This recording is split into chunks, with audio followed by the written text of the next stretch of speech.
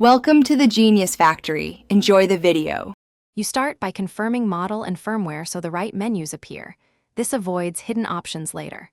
Once done, pair or use the remote and open the Settings app. Make sure the input with your content is selected so you see changes in real time. You should also check the panel's native resolution listed under About because changing aspect or zoom without that baseline causes distortion. Now move into display settings. The first actionable step is to locate picture or screen settings.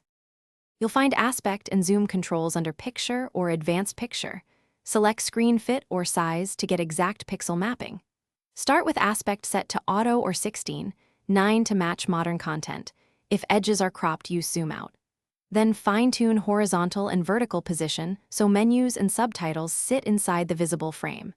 Make small adjustments and preview with typical content.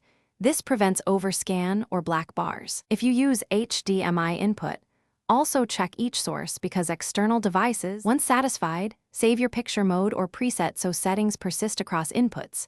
This locks in your changes. Make sure sharpness, noise reduction, and motion settings aren't altering perceived size. Reduce sharpness if the image looks soft. If things go wrong, first confirm your source device output matches the TV's native resolution and test another HDMI cable or port. If the problem persists, perform a factory reset or update firmware. These steps clear setting conflicts and restore correct scaling. Thanks for watching. If you found this helpful, don't forget to like and subscribe.